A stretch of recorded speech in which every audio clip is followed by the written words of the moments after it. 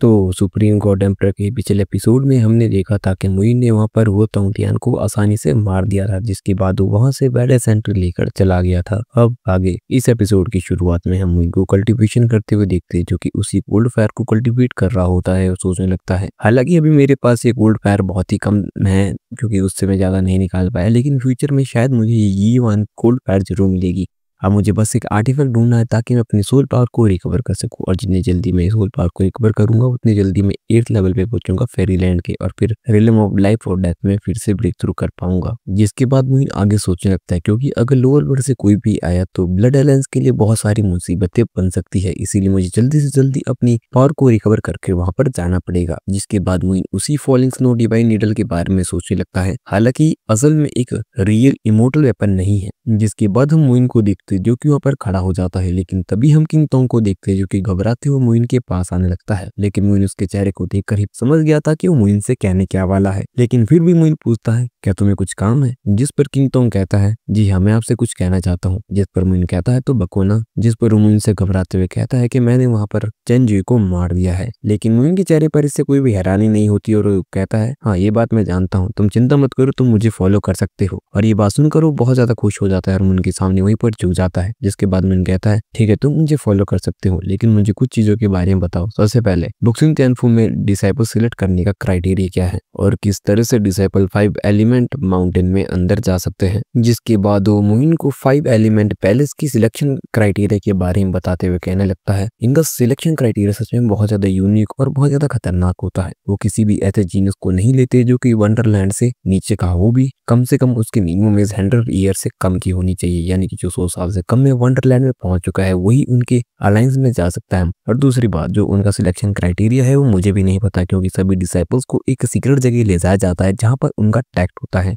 यानी कि टेस्ट में क्या चीजें होती है ये सिर्फ वही लोग जान सकते हैं जो कि पार्टिसिपेंट होते हैं उस टेस्ट में, और ये सिर्फ जीनियस का होता है। जिस पर मुझे भी सोचने लगता है अच्छा, हालांकि 5 एलिमेंट पैलेस का सिलेक्शन क्राइटेरिया थोड़ा सा अलग है, लेकिन मुझे घबराने की जरूरत नहीं है, वैसे भी मुझे इसके बारे में ही केयर करने की जरूरत है। जिस पर वो आगे मुझसे कहता है लेकिन मास्टर हो सकता है आपको आगे कुछ परेशानियों का सामना करना पड़े, क्योंकि हमारी होगजन माउंटेन में 3 ग्रेट एल्डर है, जिनमें से एक ग्रेट एल्डर है होगुई, और ये उसी के ग्रैंडफादर है जिसे आपने कल बैटल में मार दिया था।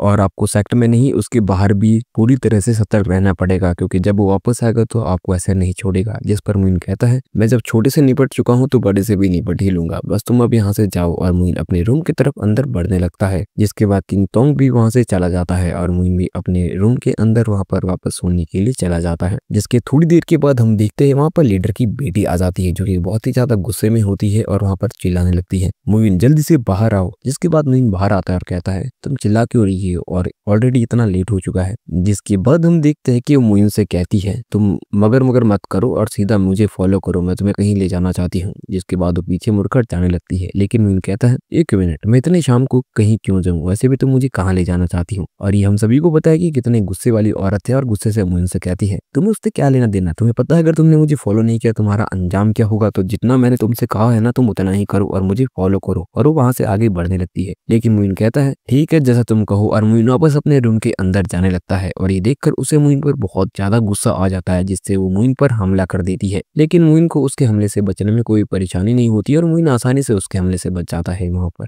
जिसके बाद हम देखते हैं कि मुइन उसे हल्का हल्का टीज करने लगता है। जिसके बाद तो उसे और ज्यादा गुस्सा आ जाता है और वो मुइन पर बिना कुछ सोचे समझे पूरी ताकत से हमला करने लगती है। लेकिन वहां पर मुइन तो उसके हमले से ऐसे बच रहा होता है जैसे कोई बच्चे के हमले से बच रहा होता है, यानी कि मुइन उसे उस तरह से फाइट में चकमा दे रहा होता है जैसे एक बड़ा अडल्ट आदमी एक बच्चे को दे रहा होता है। तभी मुइन उसकी एक पियर्सिंग शील्ड को वहां पर पकड़ लेता है। जिसके बाद वो मुइन के पकड़ से उसे नहीं छुड़ा पाती और कहती है इसे जाने दो। जिसके बाद मुइन उसे छोड़ देता है और इसके फोर्स से वो वहीं पर गिर जाती है। जिसके बाद वो नीचे आग की तरफ गिरने लगती है, लेकिन मुइन उसे बचाने के लिए उसके पीछे जाकर उसे वहीं पर पकड़ लेता है। और ये देखकर वो बहुत ज्यादा शर्मा जाती है, यानी कि जो अभी तक गुस्से में थी अब पूरी तरह से लाल टमाटर की तरह हो जाती है। जिसके बाद मुइन उसे टीज करते हुए फिर से कहता है लेकिन कहना पड़ेगा तुम सच में बहुत ज्यादा भारी हो। जिसके बाद वो फिर से गुस्से में मुइन को धक्का दे देती है। जिसके बाद वो मुइन से कहती है अब भूल जा जो भी हमारे बीच अभी हुआ, लेकिन मैं तुम्हारे साथ कोऑपरेशन करना चाहती हूँ। मुझे पता है कि तुम अपनी ट्रू सोल को अभी अभी रिसेंटली रिकवर करना चाहती हो, हूँ, जिसके लिए मेरे पास तुम्हारे लिए ट्रेजर का पता भी है। जिसके बाद मोइन कहता है तो बको ना, जिस पर वो कहती है एक फ्लावर, पर्पल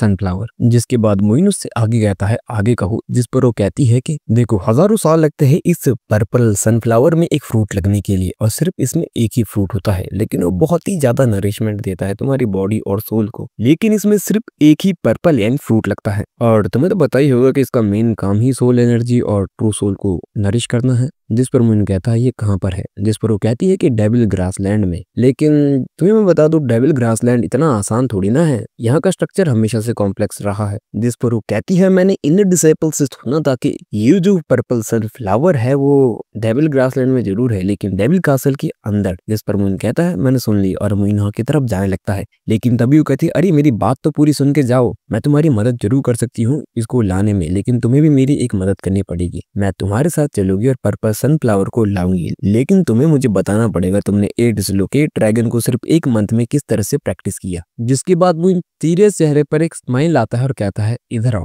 जिसके बाद वो सोचने लगती है कि मोइन उसे सीक्रेट बताने वाला है, और मोइन के करीब चली जाती है। जिसके बाद मोइन उसे कान के पीछे कहता है क्योंकि मैं टैलेंटेड पर्सन हूँ, तुम्हारी तरह निठल्ला नहीं, और वहां से जाने लगता है। और ये बात सुनकर उसे फिर से बहुत ज्यादा गुस्सा आ जाता है, और मोइन उससे कहता है ठीक है कल मिलते हैं। और इसी के साथ ये एपिसोड यहीं पर खत्म हो जाता है। तो गाइस आपको आज का एपिसोड कैसा लगा कमेंट करिए, बाकी मिलते हैं अगले एपिसोड में। जाते के लिए tata, take care and bye bye.